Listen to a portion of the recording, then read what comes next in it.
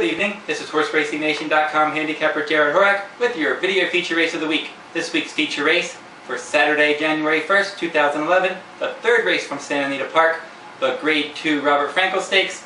Fillies and mares are going to be traveling 9 furlongs on the turf course. We started out with a 5-horse field. Looks like a Claire de Lune is going to end up scratching. A trainer, Ron McAnally, isn't happy with her conditioning in this race. She missed some works. He's probably going to sit it out and wait another day. So it looks like we have a 4-horse field. The pace is probably going to be provided by Spring Style. This one won an allowance race at 1 mile at Hollywood Park. That was on November 19th. Garrett Gomez is going to jump aboard.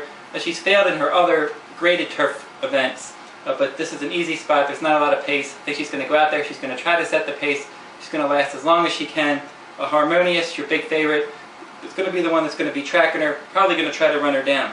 Now, Harmonious just turned 4 years old. She won the Grade 1 American Oaks and Grade 1 Queen Elizabeth II Cup at Keeneland. The 2 Grade 1 wins in 2010. Last time she ran in the Breeders' Cup Filly and Mare Turf, they turned her around quickly after that nice win in the QE2 at Keeneland. She ended up fading in that event. That Breeders' Cup race was a longer race too. She's cutting back to 9 furlongs off the layoff. Maybe a little bit of question on her fitness, but she's probably going to be fit enough to win this race. Tracking the pace setter, I think she's going to go by, probably win it. The other 2 entrants, Go Forth North, consistent horse, finished 3rd in the Grade 1 Matriarch, but this time out, not a lot of pace. This one likes to sit back, make a decent late run.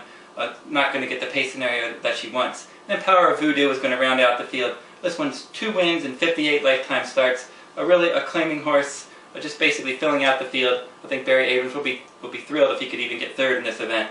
This is how I suggest playing this one. We're just going to make a one-way $40 exacta. We're going to put Harmonious on top of Spring Style.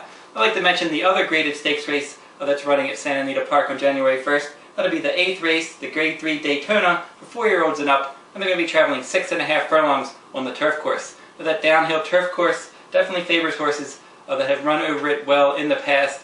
Definitely a specialist event. And there's 2 horses in this race that like to run down the hill. That'll be the horse on the rail, Dance with Gable, 3 for 3 over the downhill course. Has that good tactical speed. It's going to save all the ground. And then quick enough. This one has 3 starts on the downhill course with a win, a 2nd, and a 3rd. Only bad race showing the Breeders' Cup Turf Sprint.